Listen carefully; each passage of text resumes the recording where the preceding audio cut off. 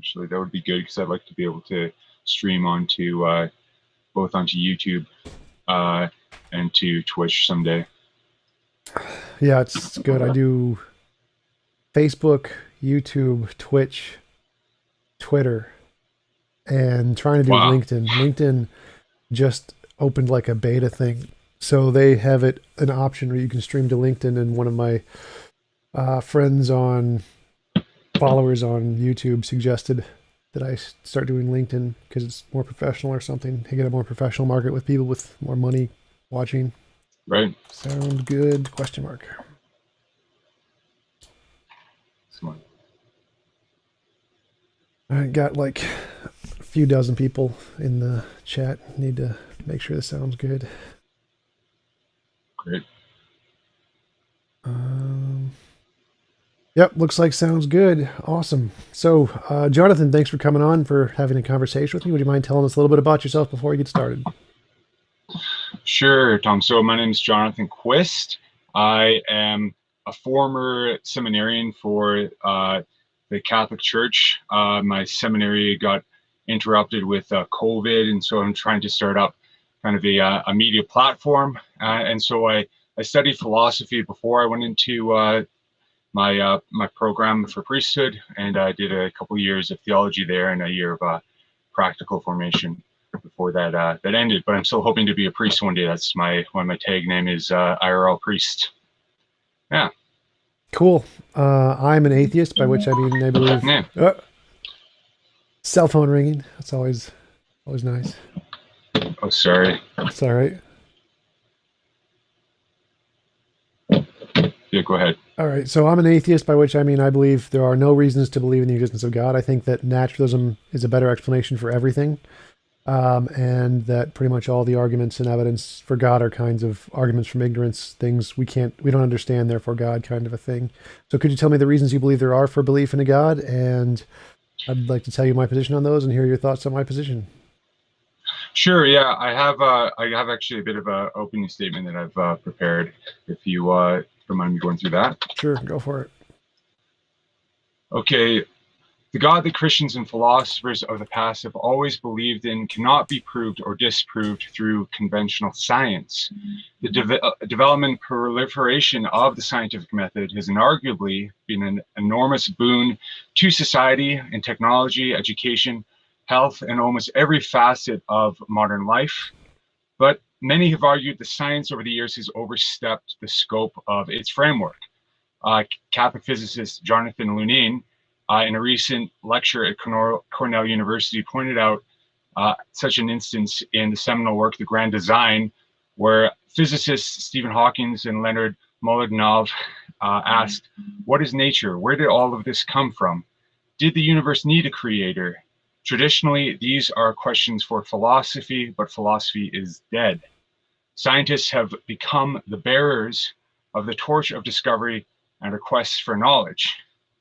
So we can see in this instance a claim being made that science somehow is precedent over philosophical claims.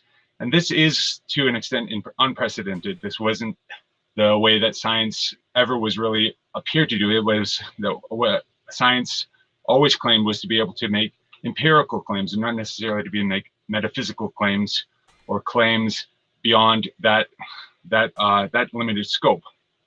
But also the sin of overextending the reach of scientific observation are not limited to atheists, but also to theists who try to attempt to prove God's existence through science. But certain scientists have had a much measured approach to the scope of science, and one is such as Father Georges Lemaitre, who developed the model of the expanding universe from the primeval atom, which later became popularly known as the Big Bang theory. And he vigorously defended that his theory did not necessarily imply the creation of the universe by God, but could be believed by theists and atheists alike. He actually even defended that claim against Pope Pius XII, who argued that this new theory was proof of God's creation of the universe. And it was actually tried to be discredited by several physicists because they thought it actually had kind of a supernatural aspect to it, that something could come from nothing. But of course, that's not what Lemaitre believed. He believed that there was an infinite point of density from which the universe proceeded and expanded. In fact, he also proposed the possibility of phoenix universes, similar to the Big Bang, Big Crunch cyclical model later proposed by Hawkins. So not only did he propose a model that's believed universally by atheists, but also one that, but also another model that explains the possibility of infinite regress. For Lemaitre, the creation of the universe is separate to the advent of time and space. And this was the same position held by the likes of St. Augustine 1500 years ago. Both believe that God is not some demiurge that exists within the observable universe, but the ground of all being. That is why to try to prove or disprove God through science is a fruitless endeavor, like how Hawkins, who argued that since time only existed, came into existence in the moment of the Big Bang occurred, there would be no time for God to exist into it prior to that.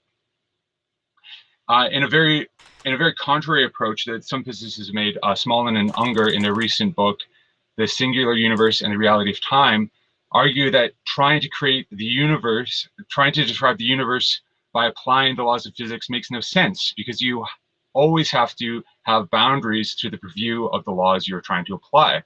So to try to prove God through science is pointless and impossible, since God transcends noble reality. We cannot know God through posterior knowledge, but only through a priori knowledge. And of that a priori knowledge, we can only know that God is, since he is the one who is by definition, the one who reality, all reality on which all the noble universe is contingent upon. Lemaitre summarized it eloquently when he accepted the Frank Prize and stated that science is beautiful and it deserves to be loved for itself, as it is a reflection of God's creative thought. In other words, science cannot prove or disprove God's existence. It can only demonstrate the manifestations of the transcendent God within knowable reality. What science can do is work towards a case to verify God through miraculous occurrences. These miracles in themselves do not prove or disprove God's existence, but provide physical manifestations of phenomena of events that are outside or contrary to the known laws of science, and correlate to the claims of the Catholic Church to be the only religion instituted by God himself. Usually these instances correspond directly to a specific Catholic doctrine, such as the Eucharistic miracles, where the appearance of bread and wine are removed from the Eucharistic host and take on the visible form of flesh and blood, which is uniformly heart tissue with an AB type blood. I forwarded a video that kind of showed some of the scientific claims about these Eucharistic miracles and the testing that happens behind them. And then actually what happened, a miracle that happened today, which is one of the most famous miracles, 103 years ago, the apparition of the miracle of the sun in Fatima, where the sun moved about in the sky. It was sawn by estimates between 30 to 100,000 people, but also people outside of the area. Dawkins' argument against this miracle was that, that these manifestations must have been a mass delusion, because obviously if the sun moved around the sky and plummeted to Earth, then it would mean the end of the existence of humanity. And so it was only seen by this small group of people, relatively small. 100,000 is still quite a bit, but from all of the testimonies gathered, not one declared that this apparition or this manifestation of the sun didn't occur. Nothing occurred. They did have some variances in what they saw, but that even outside of the proximate area, there were many testimonies that backed up the same visible reality as well. So I kind of have 2 points I want to I want to argue generally that that science can't prove or disprove God's existence, but then also these miracles kind of work towards supporting the claim that Catholicism is the true religion. All right, cool. We'll start with the first one. Science doesn't prove or disprove anything for the most part. It's evidence based, so Right. it doesn't give anything with absolute certainty. But the point of science, it doesn't matter what your claim is, whether it's before the universe or not. Every claim has to be able to have some kind of support that differentiates the claim from it being imaginary. And if you can't do that, you have no evidence. So by definition, science is just all of the methods we have to differentiate imagination from reality. So you need something that we would call science to show that your God isn't imaginary or you have no evidence. That could include things other than science. If you have something else that can do that, well, we would just include that into science. So it wouldn't be current science, but it would still just be science. So science is, again, just anything that can differentiate imagination from reality. So you would need something from science to show your God is real and not imaginary. The examples you listed, all of the Eucharist miracles can be reproduced by Penn and Teller easily. None of them are actually evidence of miracles. And it's not, and it would be really strange if that was somehow evidence of miracles, especially because Jesus didn't have a father, apparently. So the fact that they have DNA exactly like a human being's DNA doesn't make a great deal of sense, especially since it has just as many mutations, and we could probably find mutations that only existed in modern time periods if we actually could analyze the DNA. So none of the Eucharist miracles are actually accepted by science as anything significant. It's just Penn and Teller could do all of that on their own. The Fatima, seeing the sun move, people have mass hallucinations all the time. It's not really spectacular. The sun didn't actually move. It was just a delusion, essentially. That's far better explanation. Like if we see a footprint, a hoof print in the snow, what caused it? Was it a unicorn? Probably not. It's probably a horse. And so if we see some kind of a phenomenon like people claiming that some miraculous event happened, like the sun moving or UFOs happening or seeing Bigfoot or Santi Sai Baba healing people and making sand appear from his hand, is more likely just a delusion, hallucination, misunderstanding. That's a far better explanation, which can explain all of the data perfectly well with all of the given evidence we have. There's no reason to conclude it's somehow a miraculous event that had none of the other consequences we would have expected, would have seen. Like if the sun did move, we could see gravitational waves that correspond to that. We could see changes in the planet's alignment if we saw that. So there'd be a lot of things in addition to that. But what we did see was absolutely nothing other than this small group of people in this one location had a delusion of some kind and attributed it to this one event, which they thought was related to a god, which was told to them after the fact, like, oh, it was the sun that moved, not just a kind of a delusion or something. So clearly neither of those is evidence, which is why the scientific community doesn't accept them, because neither of those provided a basis to differentiate was this real or just imaginary. And so it's far more likely, given the evidence, that it's just imaginary. So are we just going to go straight into kind of back and forth now? Sure. Are you done? Yeah. Okay, cool. So are there any, but what would constitute a miraculous occurrence according to your kind of conditions, like hypothetically? Any novel testable prediction. Novel testable prediction? Yep.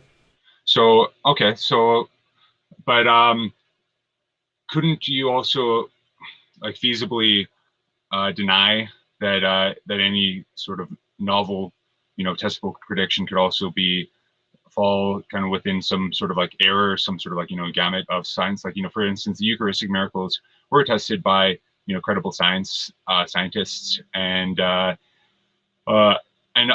haven't been tested to show the contrary. So what would so it would seem to like to work better in the case of the scientific community's consensus if someone actually did sort of like prove that, because it is quite falsifiable. For instance, the claim that it is 1500, that especially the miracle of Valenciana, which is like a 1200-year-old specimen which has the properties of fresh blood. You think that that such a specimen would be easily demonstratable not to be 1200 years old and not also have the properties of fresh blood? No, because none of that actually really makes sense. Like fresh blood, there's no such thing as fresh blood unless it has literally come out of your body. after it's come out of your body and it starts to dry, it's not fresh blood anymore. So it can't, it's Yeah, dry. but It's not fresh blood. yeah. It's just claiming that it has the properties of fresh blood is some kind of strange ambiguity where they're saying that it hasn't decayed of some kind. Well, if you preserve it, obviously it's not going to decay, but it's still dried. So it's not fresh blood at all. It just has the properties of being dry blood that's been preserved, which is literally, we have that all over the world in cases of lots of things where like bodies have been frozen in Antarctica and they have blood that has the exact same qualities of being fresh. They've just been preserved. So preserving But I think blood it was this. isn't the same as fresh blood. So just using that term fresh blood as if it's just has just come out of the body is just false. No, it's just dried blood that's been preserved. There's nothing special about that. So again, But none of these cases are special. They're just things we already know. Like, oh, the blood looks exactly like it's been taken out of a body and preserved, like any other blood that we do from any other person anywhere in the world. This 1,200-year-old case, there's nothing special about it. It's the same as the blood from Egyptian whatever cloth or whatever that's been preserved, or mummies that have been preserved, or people who have been trapped in ice that have been preserved. In order for it to be a novel testable prediction, it has to predict something we don't already know is going to happen. And that thing has to be confirmed with a testable prediction. So what you've explained is something we already know and have known for thousands of years is already occurring. So there's nothing special about that. It's not a novel prediction. But that's not the claim. The claim, at least, I'm not sure if that's that miracle, but I think it was the more recent miracle in Tixla where it actually had leukocytes. They were actually like in the process of devouring a molecule, which would actually have died within moments of being removed from the body, so that it was actually like living blood that they actually tested. So it was actually a phenomena that hasn't been recorded. It was like an impossibility according to this cardiologist. That's not an impossibility at all. Again, Penn and Teller can do that exact thing. You just take a blood sample, you put it into a piece of like container or whatever, and then you just dump it into the pool next to the bread. That would complete all of the tasks we've seen. All of the observations we've seen could be fulfilled by just those steps. Nothing about that was spectacular at all. So it'd have to be sort of like a sleight of hand then. Yeah. So you'd have to argue for the discredibility of the person testing it as well. That they no. But if they were the only ones who were handling the samples, and they were the ones who were checking the sample and claiming that this was the same sample that was taken from the Eucharistic miracle, then either they're lying or someone else was lying who gave it to them. Right. So there could be lots of people who are lying. Anybody could have done it. Anybody could have just taken a piece of bread and switched it out with a fake piece of bread that had blood in it. There's lots of different possibilities. Most likely, yeah, it was the guy who reported it. He was probably the one lying, but maybe not. Like, I don't know. But there's no like requirement that he was the one lying. There could have been lots of people who switched it out. Right. They do have quite a few, like records of the actual sort of like, the transportation of the element. Like it's all kind of like, written up in these medical reports. And actually one of the scientists said that basically, because they actually have properties of, both blood and flesh and of this host kind of, simultaneously. And what the one scientist said in this video that I sent you was that they basically would have had to take, like a razor thin slice of myocardium tissue from the heart, attach it to the host without anyone knowing it. And there have also been claims that this sample, would have had to have been, almost cut by, like a laser, like that. It's just like, way too thin. But I just like, there's just so many like, phenomena kind of surrounding none of that was actually true. Like his description is just false. Like you don't actually need to do that at all. You can just take samples. You don't need a thin slice of skin. You just need a blood sample from the heart that was a part of the skin, and you get the exact same proteins. So all of these miracles that you mentioned have been analyzed by scientists. It convinces no one. Like no one in the scientific community is like, oh, this is really spectacular. Like this is just mundane stuff Penn and Teller could do. The fact that many scientists usually in less than Western modernized countries are fooled by this is really not surprising. Like Penn and I forget what it's called. James Randi had two student magicians who were claiming to be psychics, and had their psychic powers tested by scientists and proved that you could fool scientists into thinking that these were actual things, like mimic that Interesting. one, forget his name, Uri Geller, to mimic him, to show that, because he did the same thing, he fooled scientists into thinking that it was psychic powers. And so fooling a few scientists is not impressive. What would be impressive is you have to make Sure. publish papers that convince the consensus of experts. So something actually compelling. Just showing things that can be faked by magicians is not in any way spectacular. It's stuff we already know how we can do. So all of these cases, all these miracles have been analyzed by scientists and magicians. Like nothing in those is spectacular. Nothing in those is can't be Right. falsified by just basic magic tricks. So your basic need for a miracle would actually have to be the scientific community to sort of have a consensus that this is a phenomena that that it doesn't have an explanation that they can provide. Well, no, like the doesn't have an explanation isn't a thing. Like every phenomenon that Right. could ever happen is always going to have an explanation. What you need is a Right. testable prediction. So you can say, if I believe God exists, I'm going to pray for a gold brick, and a gold brick appears in front of me, and that's repeatable, testable event. That's great evidence. Or if you say, I was talking to some Hare Krishnas, and they said, if you chant the Hare Krishna mantra for 2 years, you'll be able to communicate with animals and cause them to do things with your mind. That would be a great testable prediction. That would be great evidence for their God. So you just need testable Sure. predictions. You say, if my hypothesis is true, here is some experiment we could do, and here's the result we expect to see, and then we do the experiment and get the result. Doesn't matter what it is. Like, and you mentioned before that it could be explained by some unknown natural hypothesis. Well, yeah, that's called the problem of underdetermination. There's infinitely many explanations of every phenomenon, but it doesn't matter. Whoever Of makes the course. testable predictions first wins. You get the evidence. So it doesn't matter if it Right. could be explained by aliens. If you made the testable predictions, your hypothesis is the one that counts, is the one that's ahead of all the others. Right. So yeah, I mean, and again, I stand by that I don't think any um, physical sort of manifestation are necessarily proof of God per se.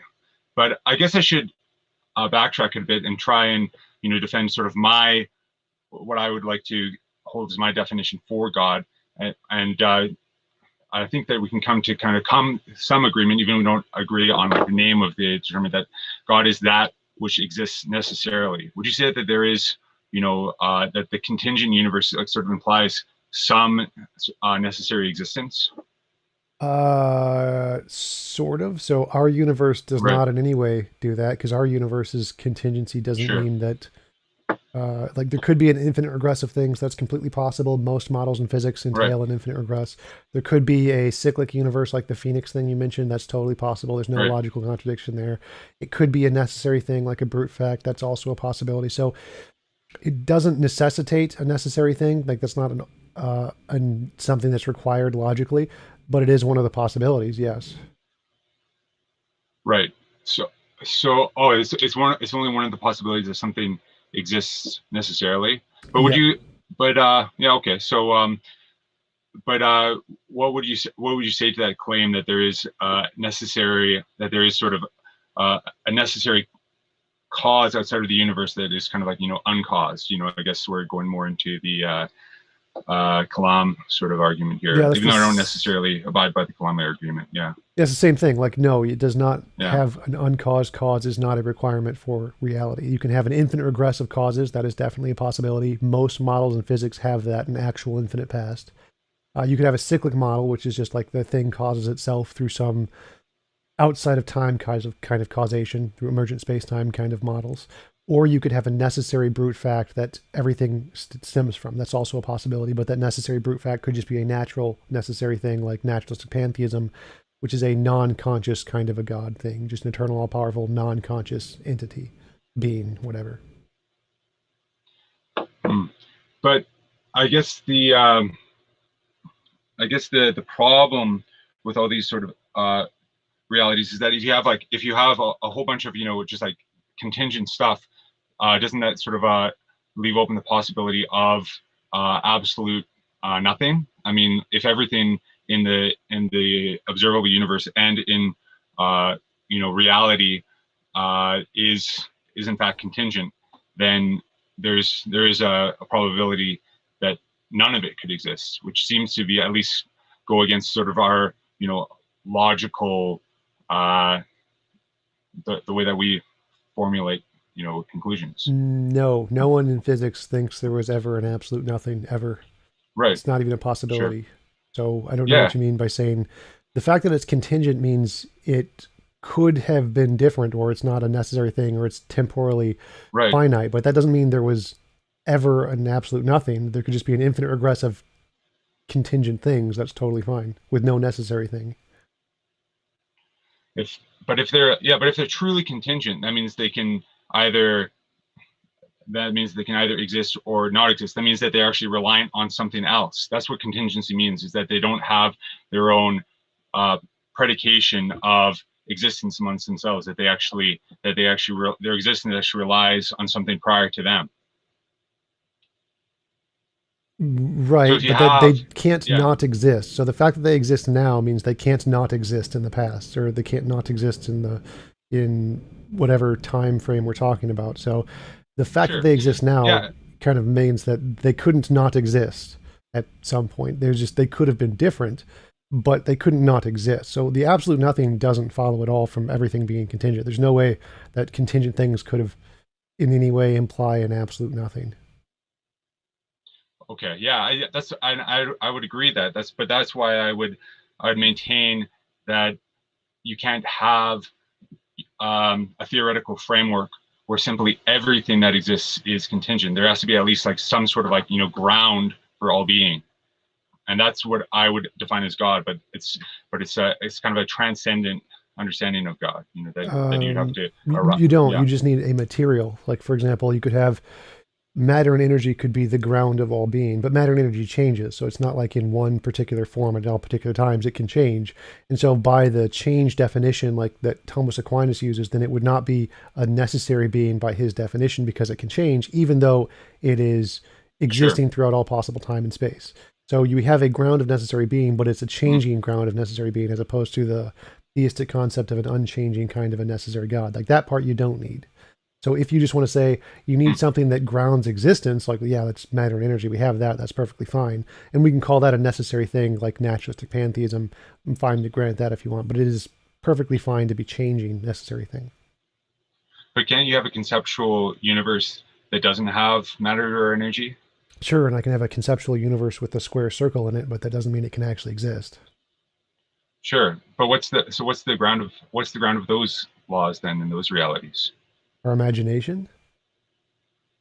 Oh, so it's just, but is it just kind of like subjective then? Is it just sort of like our measurement of the universe, or does it actually exist sort of like in a real way beyond our conceptions and our formulations? No, like a conception of a universe that isn't made of matter and energy is like a conception of a universe with Klingons. It's just something in our imagination. It doesn't exist anywhere. There's no Right. feature or essence to it that it shares. It's just like the definition of a chair. Like we define the thing I'm sitting in as a chair, and we define all kinds of things as a chair, Right. but there's no like essence of chair that exists in all possible worlds. It's just a label we made up to describe things that have certain features that we can use to sit in. So the Sure. fact that That's we that. have this Yeah. conceptual idea of what a chair is doesn't mean there's actually some property of chair in the universe that would exist in this other universe. It's just a made up label that we've imagined. The same thing would be the case for a universe not made of matter and energy. It's just a made up label we have for things. It doesn't exist anywhere. So that's like the nominalist, like kind of perception.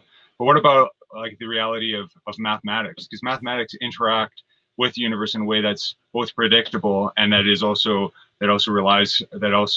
belies sort of the observable reality of less sort of sentient creatures. For instance, like a deer can see two bears go into a cave, and when one comes out, they can deduce that there's still one bear in the cave. So there's this kind of mathematical reality that isn't just like that's extramental, that actually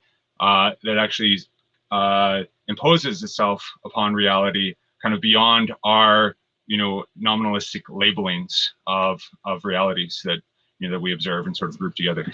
No, math is purely just a language, nothing more. So math is a language that describes reality. So you're just using words. Like math doesn't exist outside of any universe either. It's just a language you use to describe things. So there isn't like an abstract existing kind of a math anywhere. It's just like English. Like the word tree doesn't exist. The number one doesn't exist. Math is a language like any other. It has sentences that correspond to reality, sentences that do not correspond to reality, and sentences that are self-contradictory. So, for example, I am a human is a sentence that corresponds to reality. 1 + 1 = 2 is a sentence that corresponds to reality. I am a space leprechaun is a sentence that does not correspond to reality. F = ma Right. times 37 is a mathematical sentence that does not correspond to reality. And I'm a married bachelor is a self-contradictory statement.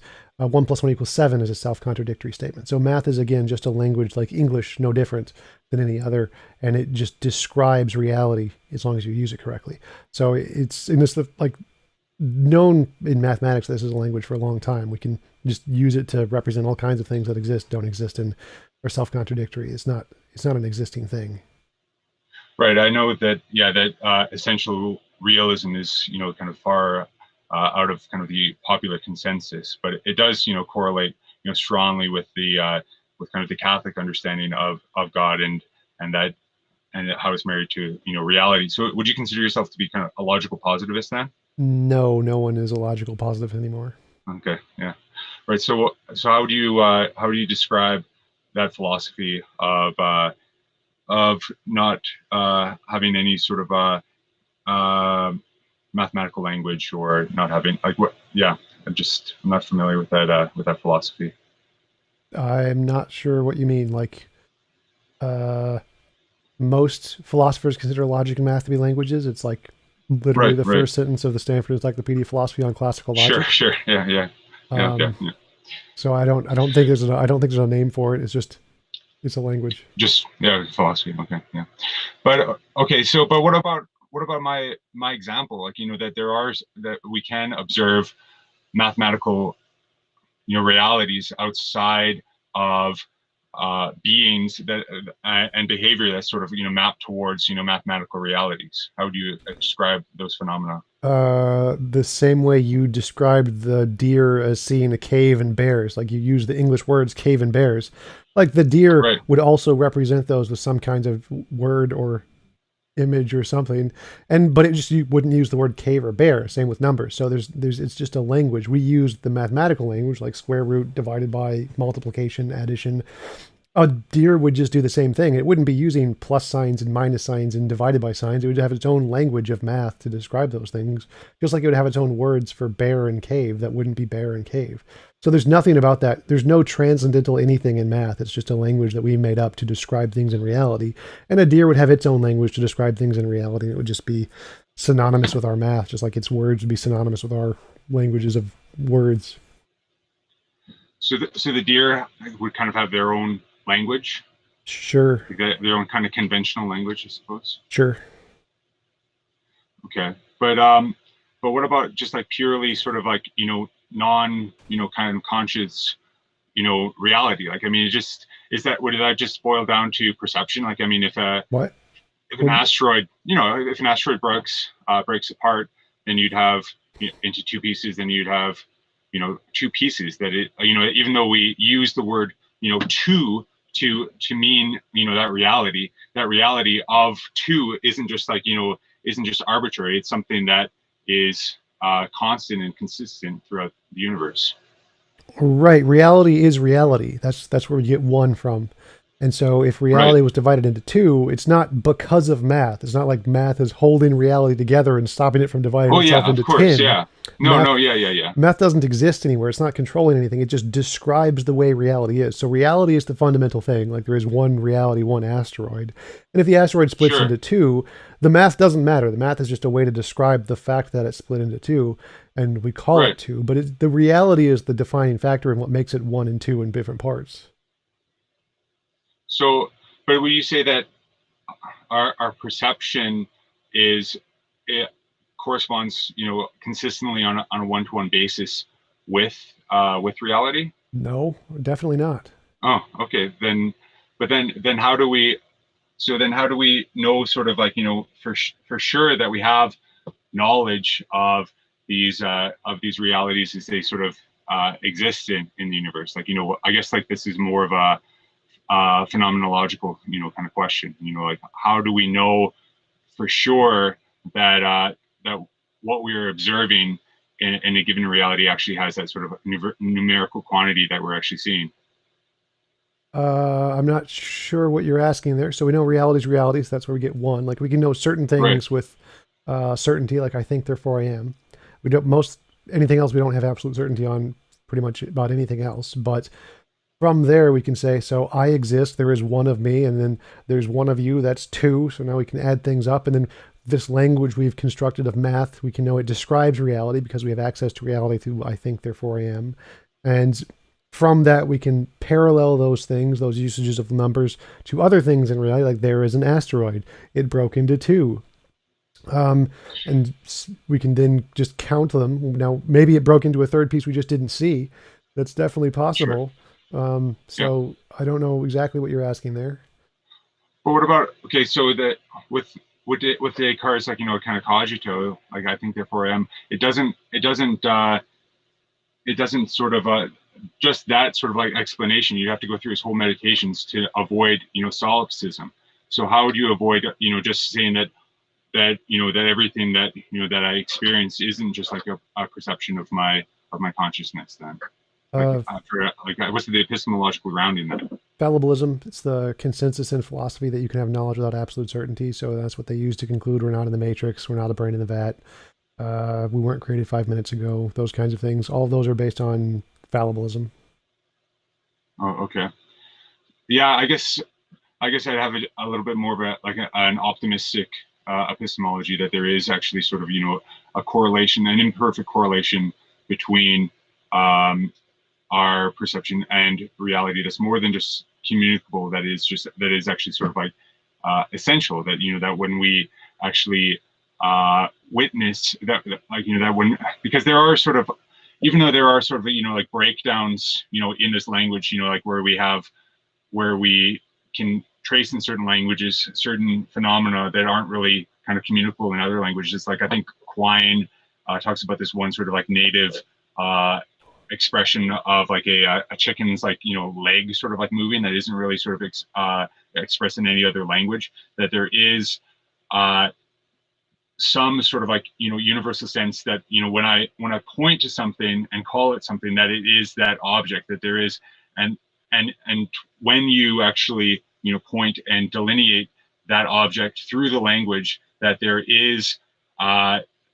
that there is sort of a real sort of like something that we could call quiddity, that is communicable from that particular, like that, like a rock or something like that. There is like some essential uh, you know idea of rock that people will be able to perceive in their experience, and that they can that they can understand through induction.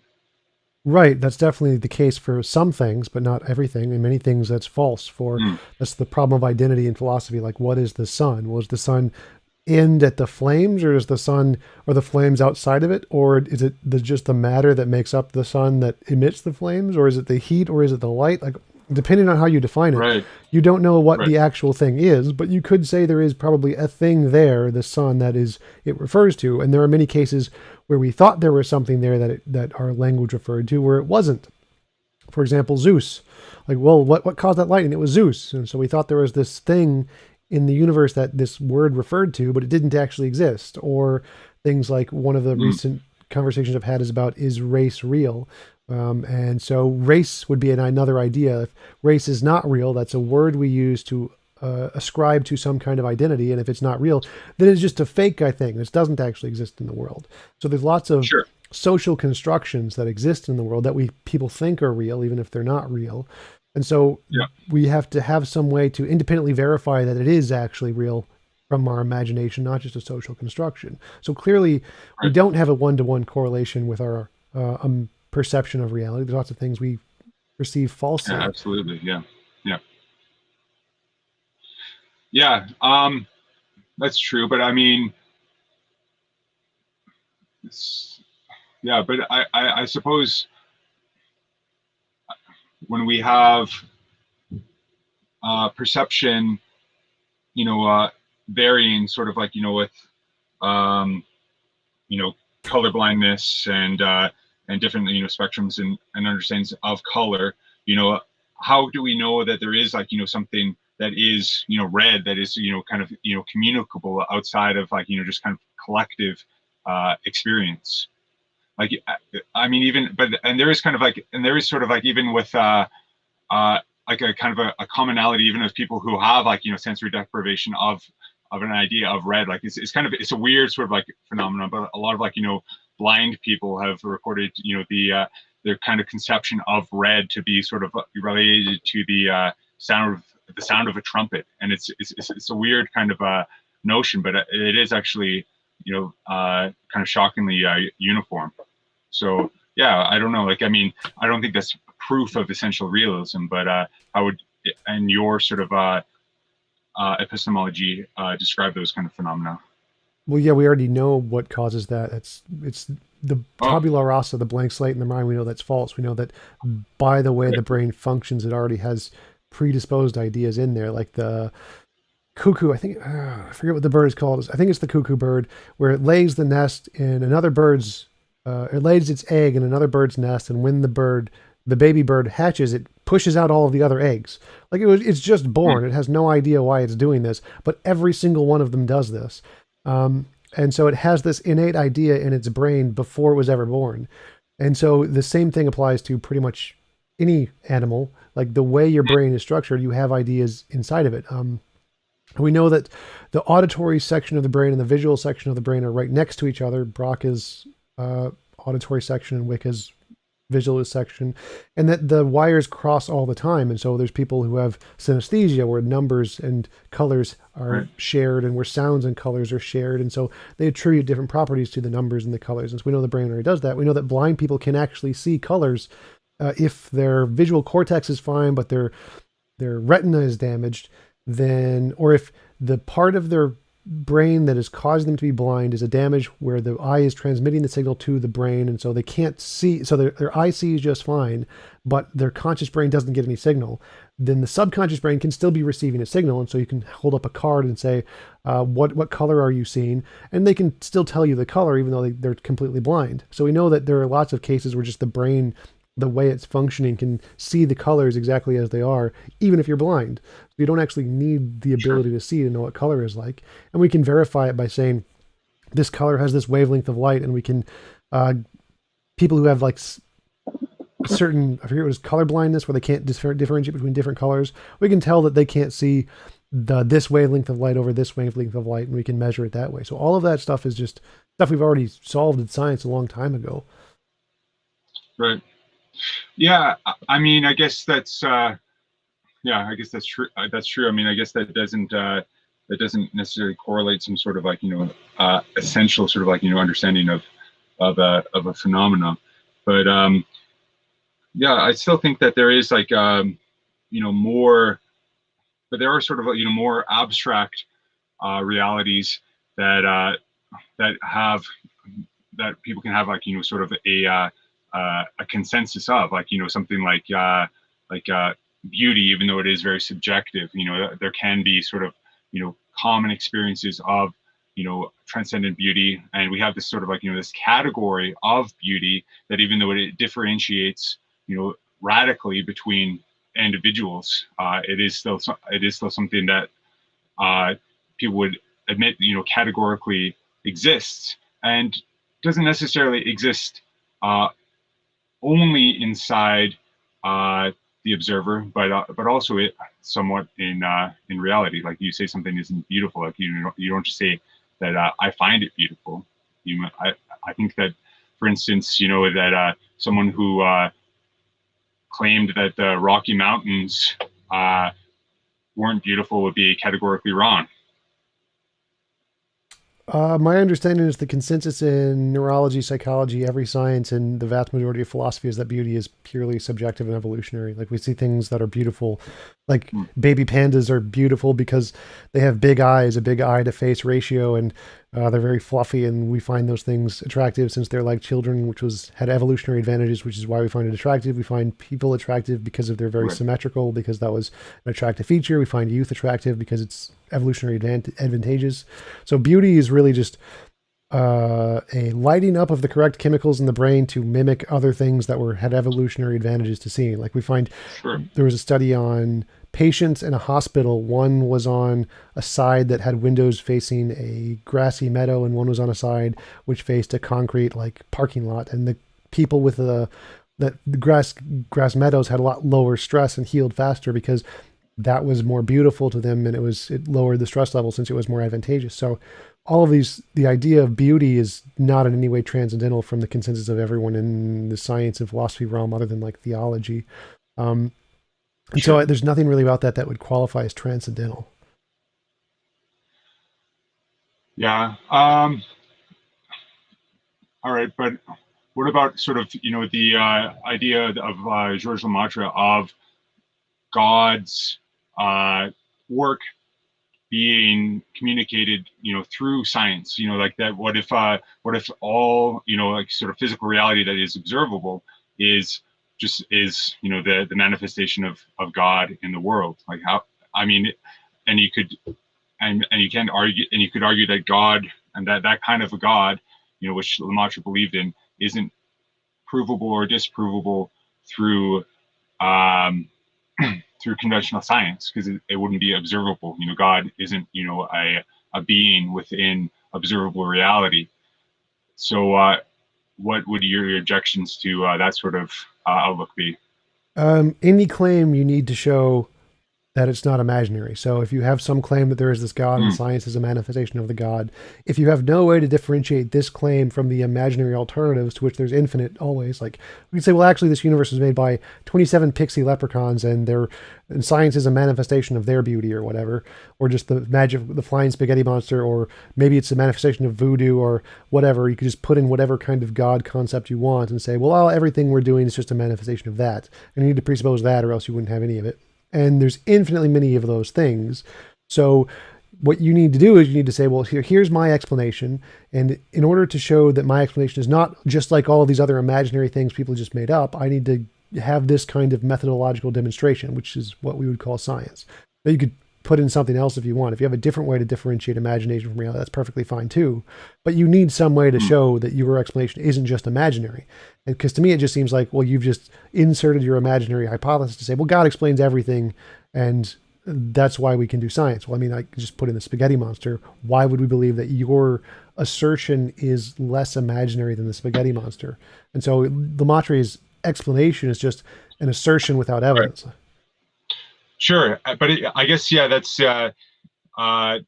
actually a good point, because it kind of leads me to more the metaphysical sort of like understanding of God.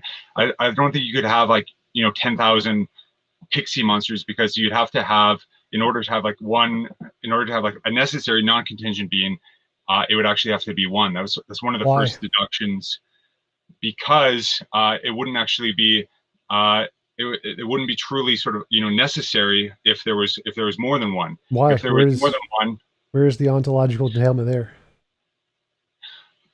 I think the ontological dilemma is that if you had more than one necessary being, then conceptually the man, I should have prepared this point a little bit better. But I think that if there's more than one thing, then those don't necessarily correlate. That one could actually, if one ceased, because if one ceased to exist, there would still be something. And so if you have more than one something, then the contingency is actually limited. You actually have a potentiality of something not to exist. Whereas if you have one simple reality, then there's literally no potentiality. There's just pure actuality. And so, yeah. Well, necessary means it can't not exist. So if there's 10 necessary things, you can't say, well, if one didn't exist, well, that kind of makes it not necessary by definition. So there doesn't seem to be any contradiction with saying there are 10 necessary things and they all constitute one composite necessary thing or whatever. So there's lots of different possibilities there. You don't need one individual necessary thing. There's nothing that requires that. Well, they have relation with one another. There's a space that you're introducing sort of a spatial reality beyond that isn't that isn't necessary. There's something beyond pure necessity here. There's things The that, spatial relation could itself be one of the necessary things. There's not a contradiction there either.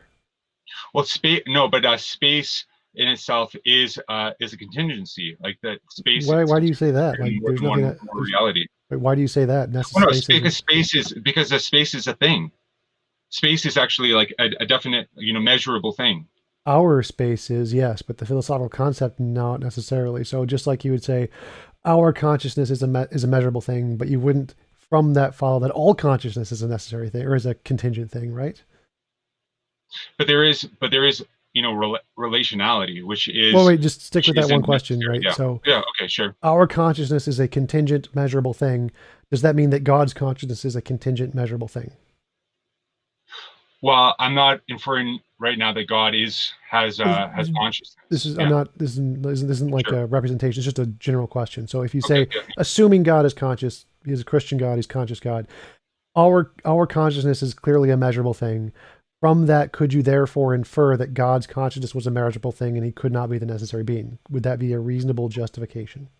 Well, no, not according to Aquinas' model, because God's consciousness would only anagogically relate to our consciousness. Okay, That we can perfect. only really, Perfect. yeah, yeah, So the same yeah. thing could apply to space. So our space that we know about is a measurable physical thing, but you could not, for the exact same reason, conclude that all possible spaces is a physical measurable thing for the exact same reason.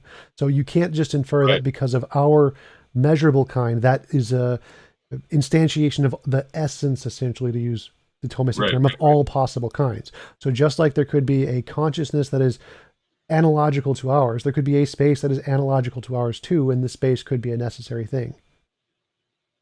Okay. What about relationship though? Like, what if you have more than one necessary being, then it would necessitate a relationship between one thing and another that in itself is not necessary. It could just be necessary. There could be a relationship that is a necessary relationship. I don't. Yeah, I don't think so. I mean, because you have because then you're going beyond. Then you're bringing in a contingent reality, because if one of those necessary things you cease to exist, that relationship would also cease to exist. Remember, necessary things can't cease to exist. They're necessary. The necessary existence implies they can't not exist. So that doesn't make any sense. It's like saying who created God when God is the ultimate creator. It's a contradiction in terms.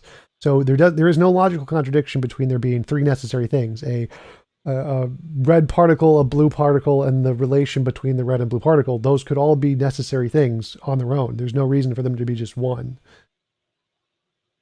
But I think when you have like more than one thing, there is differentiation, and I think when you have differentiation, you do have potentiality. You have potentiality of change and composition, whereas the existence from God in an anagogical way is that there's no composition, that he merely is. He Right, and just I'm is. asserting that Yeah. that's not required. Like that's just an assertion Aquinas made based on nothing. Like there's no evidence to support that at all. There could just be a red particle, a blue particle, and a relation between them, and they never change. They could be an unchanging relationship, and that's perfectly fine too. And even if they do change, they don't need to be changeless. That's also just an assertion Aquinas made based on nothing. But those particles themselves, I imagine, are these material particles? No, it's the same thing as with the consciousness. We're using an Right. analogy here to show that Right. they're the special super kind of particles that are unchanging necessary things.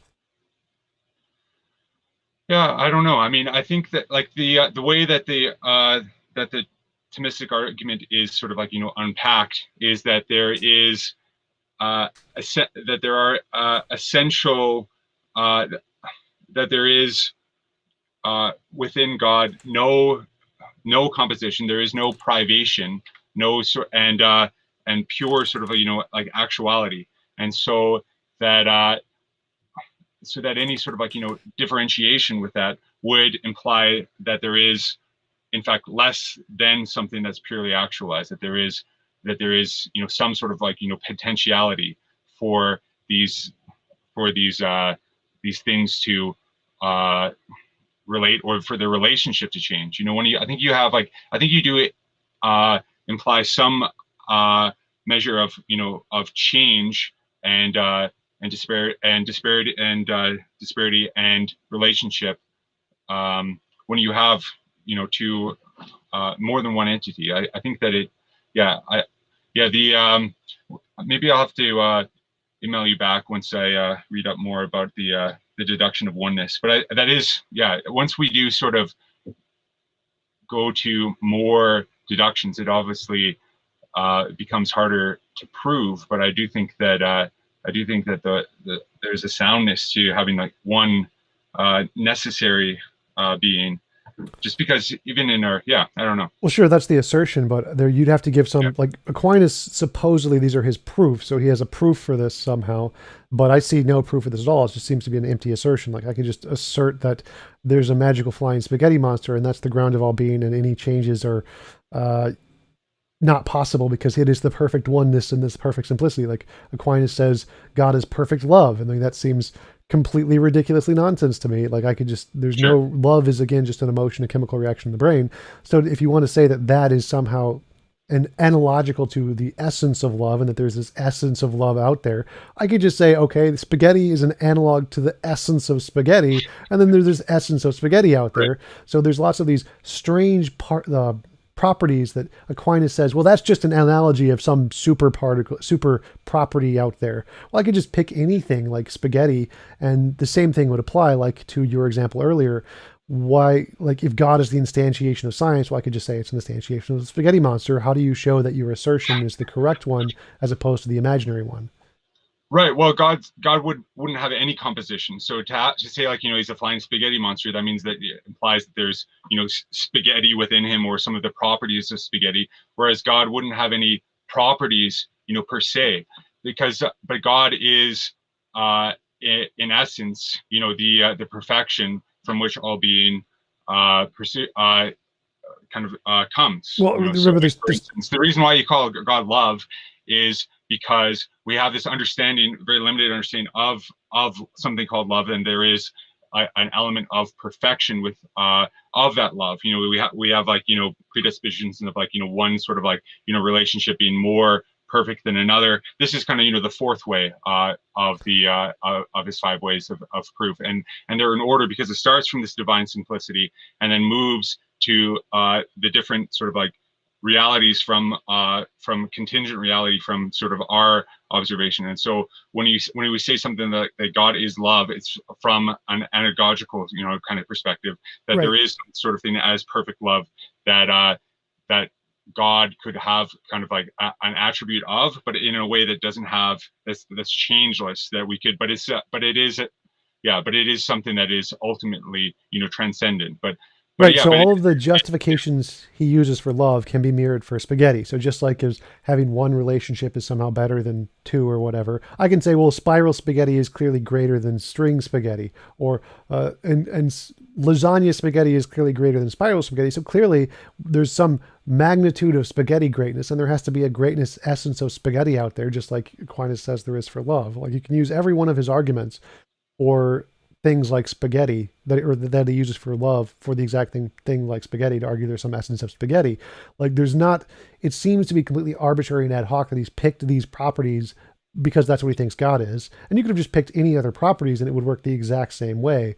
And again, the point here is the reason I'm using the spaghetti monster is to differentiate it from the Christian God. So the spaghetti monster did not resurrect Jesus from the dead. So if that's the only difference you want to acknowledge and say, well, the spaghetti monster is perfect oneness also, I'm fine with that.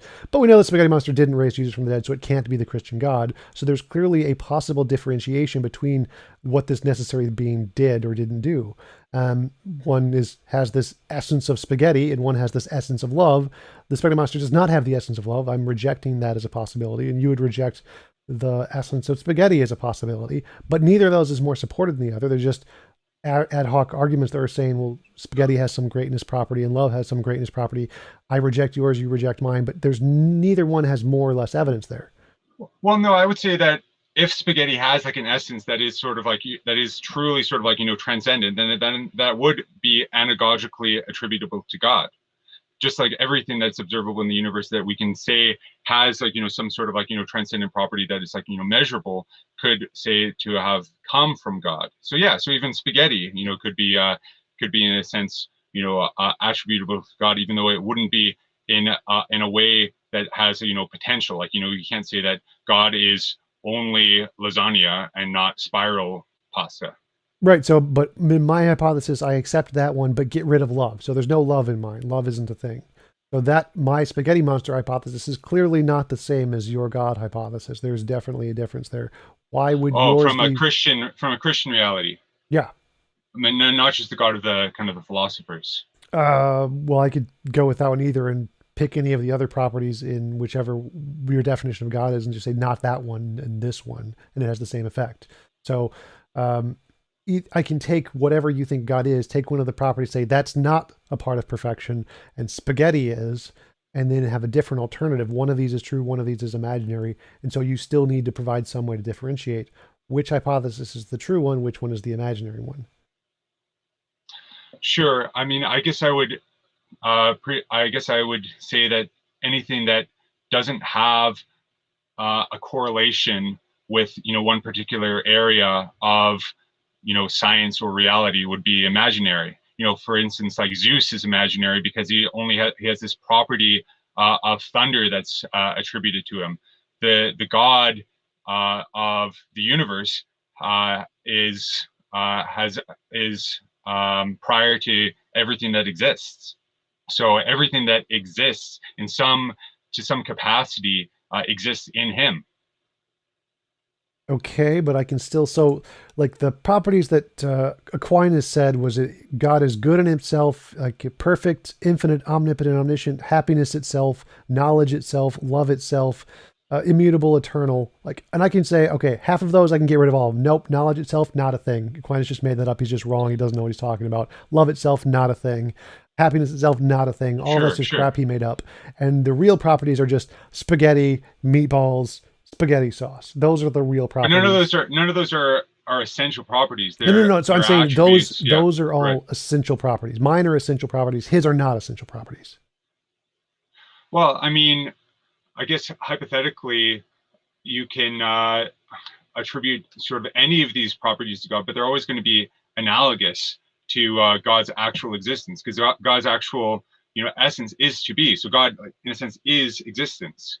Right. So it's So, yeah. but again, so So anything that yeah, so I can say that what Aquinas defines as existence is wrong. He made this shit up. He's totally crazy. He has no right, idea what he's right, talking right. about. I got it right. And you still need to show which one of us is the one that's right and which one of us is imaginary, because we have two different hypotheses. And just saying God is existence doesn't work. Oh, That works for right. both of them. So until you can demonstrate which one of these is the imaginary one, your method can't differentiate imagination from reality and isn't evidence. So you're saying that So you're saying that these things, like oneness and truth and beauty, aren't actual aspects of reality. That they're just things that are Yeah, just like words that are emergent kind of attributed to properties God. or emergent properties, composites, whatever you want to say, they're not necessary things. Yeah, like love could just be a composite contingent thing and that's it. It's still part of reality, but it's just a composite contingent thing. It's not part of the essence existence thing. Right. I mean, like, but I guess what just isn't coming across is that anything that does exist, anything that is like kind of observable, already is sort of predicated on God. So to some extent, it doesn't like matter what we attribute to it individually. It already sort of like in this kind of conception, it's all sort of like uh it's it's all sort of like extramental. It's not just like one. It's not just one thing that sort of like that I attribute to it. Like it's a kind of it's a prior sort of an a priori reality that all yeah, I don't know. Like I mean, yeah, I guess so. Like So you would again, that it say still works that for both. It still works for yeah. my I think model of the spaghetti monster and Aquinas's model of love and happiness and stuff. So it still can't differentiate which one's imaginary, which one's real. So that still doesn't give any evidence that what you're saying is true and not just a made up hypothesis. yeah. I mean, but there isn't scientific evidence for these realities. I mean, but there is yeah. I mean, I think what we were getting to before was sort of more constructive because because applying mental categories to God doesn't really prove anything or disprove anything. We just like it's just kind of like arbitrary what I think and what my values are and are attributed to God. But if God is truly transcendent and everything that exists in all of our categories and perceptions of that are sort of like sort of within God. I mean, you could like have a person who's never experienced love in their life, or who had never developed rationality, for instance, like a wolf child or something, and that doesn't really have any sort of bearing on God. Like they would exist within God in their own less rational way.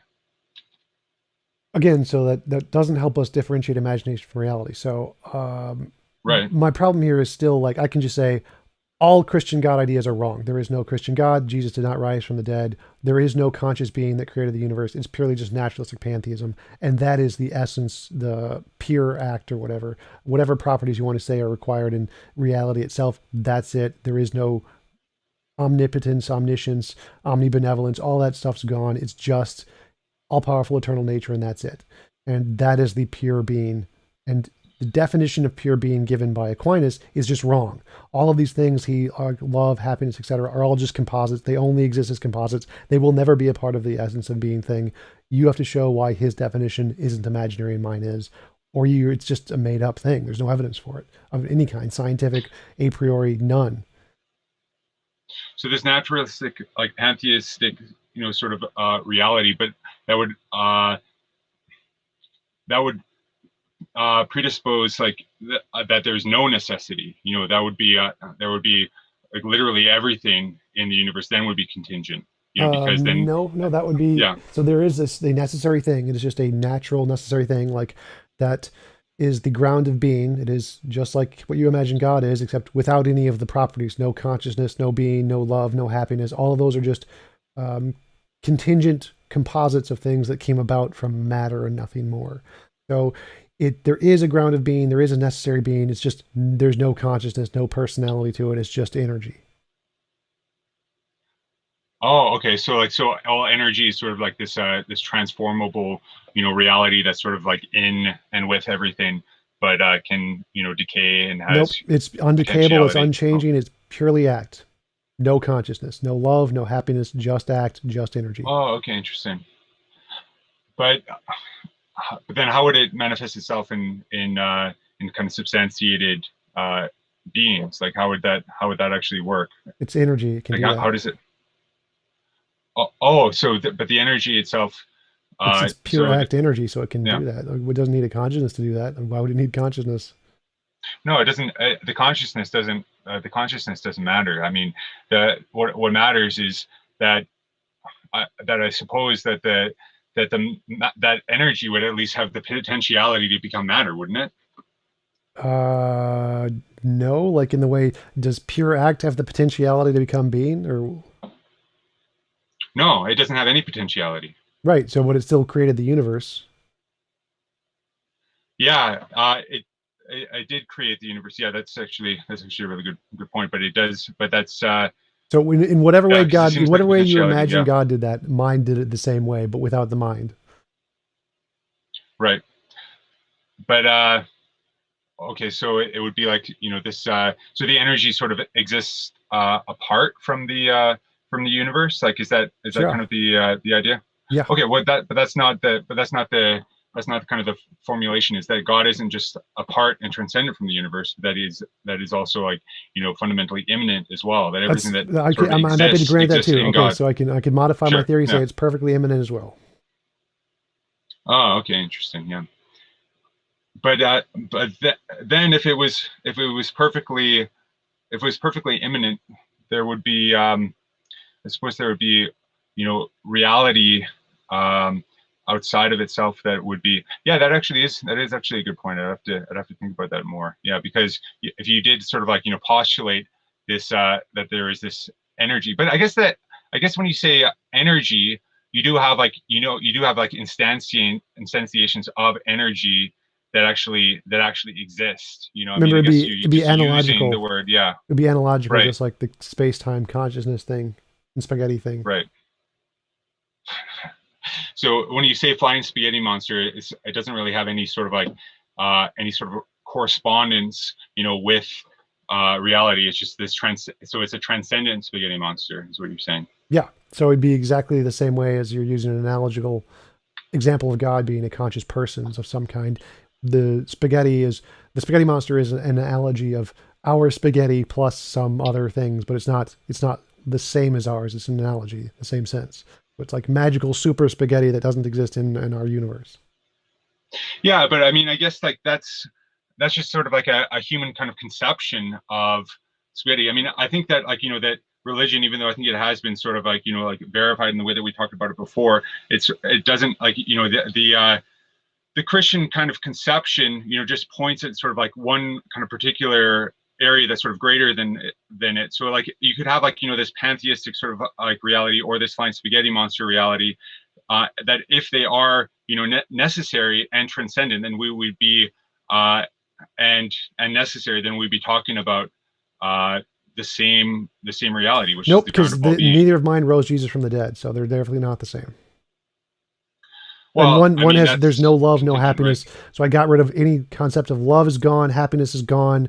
There is no happiness of itself. There is no such thing. It's just a composite. There is no knowledge in itself. Knowledge is a composite. So there's clearly differences. They're clearly not talking about the same thing. But I mean, we can't actually make differentiations with God, because God has no composition. I just did.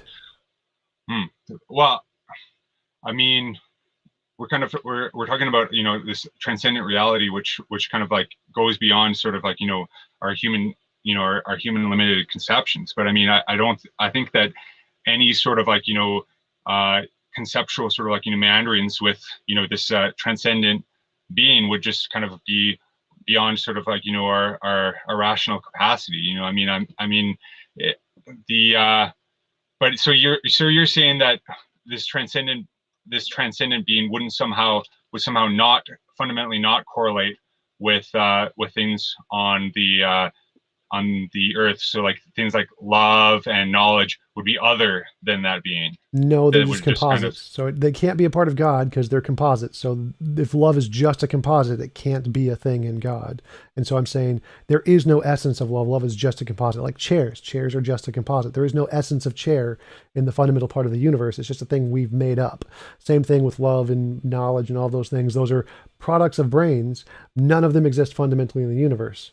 So just like a chair, it doesn't exist as the pure act. There's nowhere, it doesn't exist anywhere in pure act. It's just a composite of things that came after. Yeah, that'd actually be like an epistemological difference that we'd have then, because I believe that anything sort of that is sort of like conceived or abstracted within sort of like human consciousness does pre-exists human consciousness to a certain extent. So like there's not really sort of this. So Klingons Klingons pre-existed human consciousness. I guess in a way. I mean, since like man is sort of it's a creation of God, and these ideas of sort of like Klingons existed outside of or since they're instantiated in time and space, somehow sort of like exist within God. Yeah, sure. Okay, like so that would be your model. In my model, it doesn't work that way. In my model, pure act is not composite things. It can't be composite things. So you still have to show it's not composite. Yeah. So you have to show which one of our models is the real one and which one is imaginary. So we're different. We definitely have different models. Right. And you have to show why is yours not the imaginary one and mine is. Otherwise, it has no evidence. Sure. So. Yeah, I guess the evidence. I mean, I guess I think that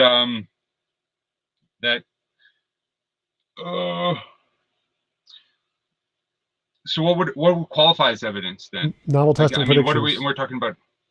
Oh, okay. So we're going back to sort of like these this miracle sort of reality. So it has to be. So it has to be. I don't know. Like, I mean.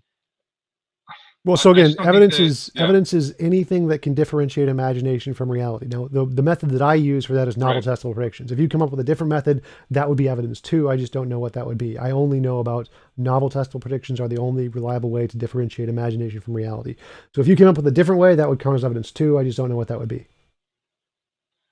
than testable, yeah, than testable sort of like prediction. But I mean, I guess the universe in itself would have to speak for would have to speak for God's existence, since the universe itself is is created by and existing within God. So that's kind of where our differences would be, like, with when you've talked before about how evolution is proof that God doesn't exist, because it would be that would be some sort of like evil sort of like manifestation for God to allow so many creatures to die or whatever. So, but yeah, but I would say that the world that is observable, and its manifest order in itself is the evidence for a transcendent God.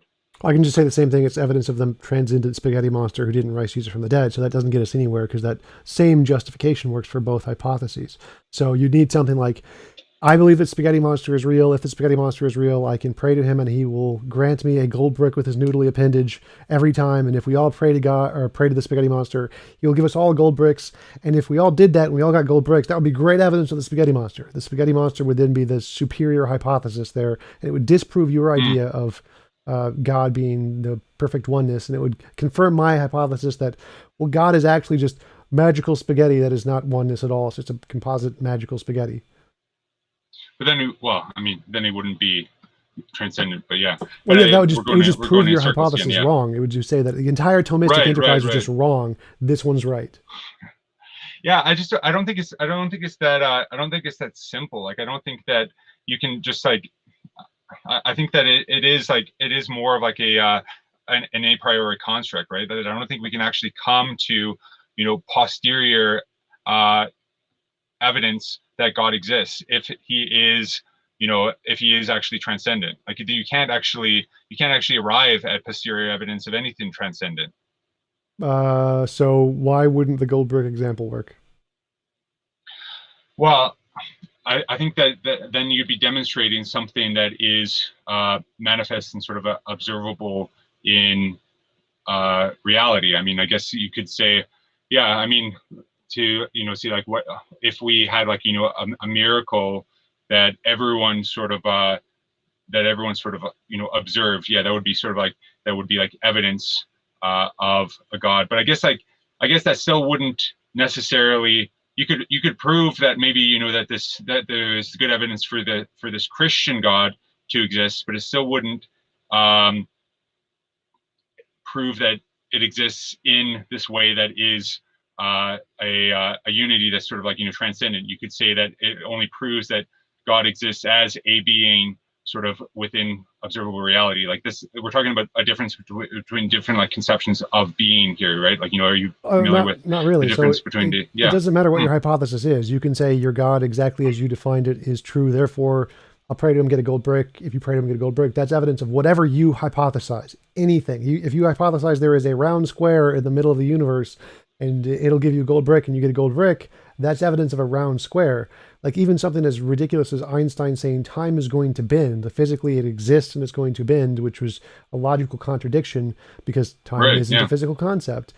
Because he made testable predictions and confirmed it, even that ridiculousness was accepted. So it doesn't matter what your prediction or what your hypothesis is, even if it's a perfect transcendent being who's outside of space-time and he's going to give you a gold brick. If you get a gold brick, that's evidence of your hypothesis, whatever it is. But what about Einstein's conception of God? That God is kind of this is the the author of like the laws of the universe, kind of this like Spinozan sort of God. I mean, how would you have like evidence and proof of something like that? Like, I mean, he has this. Well, if Einstein just put that into his theory and said, there is the pantheistic, non-conscious God who doesn't care about us kind of a thing, and it did this, well, that would be evidence of his hypothesis that happened. He just didn't put that in his theory at all. It wasn't like an entailment in any way. He just kept it out. So if he made testable predictions, he said, I believe there is a God, therefore equals MC squared or something, then that would be good evidence of his hypothesis of a God. Sure. I mean, I guess that like all of these, but all of these like, phenomena don't sort of like, they only kind of prove sort of observable reality. Remember, so science doesn't require proof. Science doesn't prove anything. I don't need proof. All I need is evidence. So if you have evidence that God is real, equivalent to evidence that evolution is real, that's good enough. I'm going to count that as proof. That's fine. Right. Hmm. Yeah. I mean, I guess, yeah. So is evolution kind of the the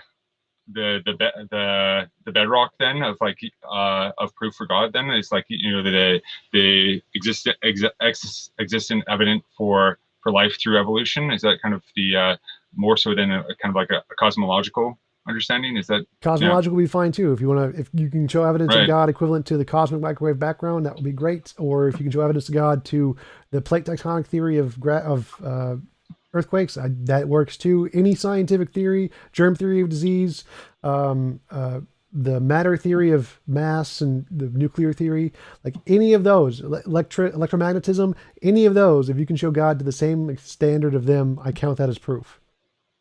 I just don't think this is going to fundamentally work. I think that it's like, yeah, I mean, I do think that there is like that, because there are levels of faith in any of these theories, right? That we have Nope. this, like, correlation. There is a correlation between faith in authority and our personal sort of experience, right? Like we have, like, Nope. we have faith in, well, what maybe we have different definitions of faith then, like, because I think it's like that faith doesn't, I'm not talking about supernatural faith at this moment. I'm just talking about belief in something other than your own private personal experience.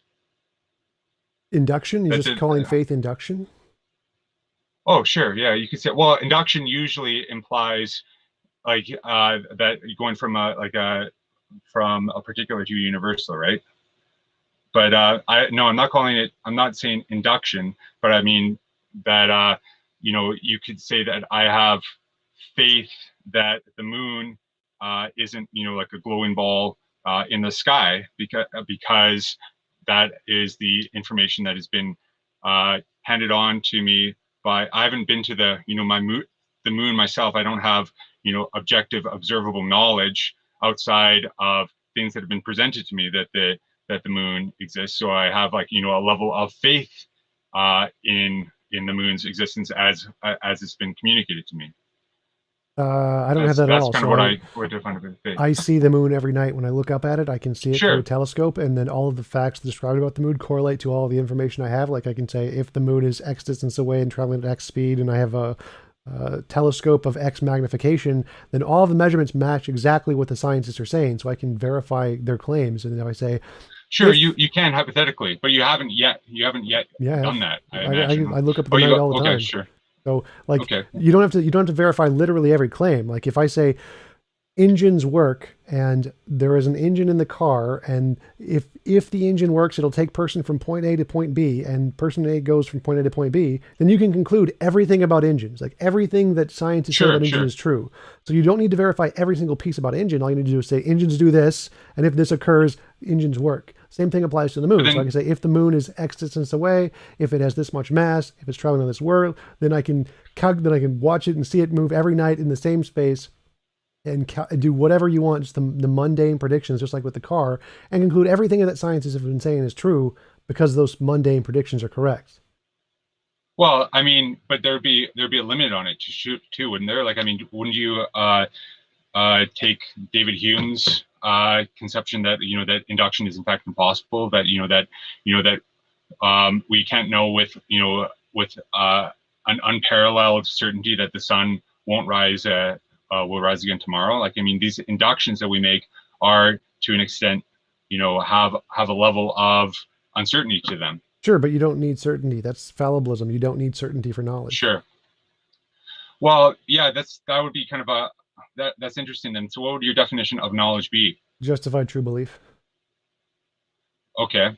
Oh, so it's just justified true belief. It doesn't necessarily have to correlate, with all of the with every sort of, like, facet of the object that's in that's in question. I have no idea what that means. So it has to So, be like, I mean, true. like, to have, like, like, there's uh, a Platonic uh, there's a Platonic dialogue called the Theaetetus, where Plato asks Theodotus, what the definition of knowledge actually is. And so, correlating with this philosopher named Protagoras, who said that man is the measure of all things. And so his hypothesis is that all of our knowledge is just basically, consensus from previous observations, that there is, no knowledge outside of what people have previously observed. And so that is kind of like, that is kind of this, that's all that we can have for this like measurement of things. And so there's no sort of way of knowing a thing beyond beyond what has actually happened. So there's like, so there's a differentiation between, I mean, I have no idea how that yeah, fits into the definition of knowledge. So knowledge, sure, justified true belief. I have a justification, which means I have some kind of a support or some belief I have. And if that belief is true, it corresponds to reality, then I have knowledge, because I have a belief that is justified by some kind of evidence, which corresponds to reality, it's true, then I have knowledge. But I think that there are levels of knowledge. Like certainly, like, I mean, you can have like, I mean, you can say like a toddler, has knowledge of a dog after seeing, a dog for the first time, but it obviously wouldn't be the same level as an adult human being who actually knows the category of dog and what sort of is definitive of a dog, and less knowledge than a veterinarian who knows, like, the inner workings of a dog and how and their whole behavior, much more information about a dog, and then more so with like, a specialist, who knows like, the specific workings of a dog's intestines, and so I'm not sure you can say all of these are knowledge of dog. No, so like the kid has a belief that there is a dog and they see a dog, so they have a justified true belief. And then the veterinarian and the parent also have this is a dog, and those are also justified true beliefs, but they have additional justified true beliefs. So the veterinarian says that's a dog, it'll if it eats chocolate it'll kill it, it's allergic to X, Y, and Z, it has this much lifespan. All of those are additional justified true beliefs that the veterinarian has, the child does not have. So they're all justified true beliefs. They're all they're different cases of the exact same thing. I don't see why there would be different kinds of knowledge, just more knowledge. Yeah, but part of the justification at certain stages is taking knowledge that you haven't actually attained for yourself. That's been handed on to you by an authority. But those can still be justified, so that's not a problem. Yeah. So they can still be justified, but the justification is contingent upon what you are actually, the knowledge that you're actually is receiving is true. And so that's what I'm categorizing as faith. No, justification is not contingent on truth. Those are two different things. Those are different categories. Sure. So, yeah. It's like the same thing applies to all of our beliefs are contingent on the fact that weren't created 5 minutes ago and aren't in the Matrix or whatever. But that doesn't matter to fallibilism. Fallibilism does not require certainty for justification. It does not. You don't need to be absolutely certain to have knowledge. Right. I mean, but I think you can have levels of knowledge. I mean, I think you can have, more. I mean, Plato was trying to like kind of come up to this reality that you can't really truly, know something until you've actually, kind of like exhausted it, and that's, and right. He was making he was making the argument for the absolute certainty, and that's been rejected by all modern philosophers. We do not need that. He was wrong about knowledge. Well, sure. I mean, but there still is the potentiality to have, some level of absolute certainty, like, like how the specialist, dedicates their whole life to studying, a dog's intestines, and then maybe someone will have like, a different, like, contesting theory about how their digestive tract actually works, but it's so you can choose, kind of like one or other, justifiable belief that doesn't necessarily correspond to the reality of the dog's intestinal tract. What does that have to do with certainty? So yes, but again, we don't need certainty for any of that. It's impossible to have certainty for anything. It's been shown through Gödel's incompleteness theorem. It's impossible to show the truth of any set of even math and logic. It's impossible to show it's internally consistent without reference to a different math and logic. So it's impossible to have certainty. Like, this is argued that even if God existed, he couldn't know everything, because it's the paradox of omniscience by Wittgenstein, for the exact same reason. So absolute certainty is impossible even for a God under these conditions. So why do you keep bringing up certainty as a criteria? I would argue that God does have absolute certainty. So well, yeah, that's I didn't want to like get into that okay. whole, but the point here is that the kind of worms, yeah. But I think that would kind of go into this univocal notion of being rather than an analogous notion of being, which is the big distinction between sort of nominalism and essentialism. Yeah, that would be a different topic here. So the point is that knowledge does not require absolute certainty. You don't need absolute certainty for knowledge. It's not a requirement. And so the veterinarian isn't absolutely certain about anything they know. And there could be two veterinarians, and you could be justified in believing both of those things. For example, I could be justified in believing that walking the dog twice a day is healthy, or I could be justified in believing walking the dog once a day is healthy. And there are two different veterinarians who both prescribe of these. One of them is more correct than the other. One of them is true. One of them is not true, but they can both be justified beliefs. So one is a justified false belief, and one of them is a justified true belief. Oh, right. That's perfectly fine. I don't see anywhere in here that would be a problem for knowledge. And right. So you're saying that there's not like sort of a necessary correlation between knowledge and truth then? That's one of the criteria. It has to be true. So justified false belief. Oh, okay. So I mean, justified true belief is knowledge. Justified false belief is not knowledge. Right. So yeah. So you can have. Oh yeah. Okay. That's an interesting sort of. Yeah. Okay. But I think that's still. Yeah. I still think that if you have this justified true, I think that experience to a certain extent would render knowledge more certain, or I don't know, like wouldn't you more justified? That, sure, you can have more justification. Yeah, right. But but I still think that your but what would you sort of like? But then, what would you validate to be justification? That seems like a subjective category, at least like at least sort of like an immaterial category. It's one that whatever can differentiate imagination from reality. Oh, okay. Okay. So what would then a justified true belief in God kind of consist in then? Novel testable predictions.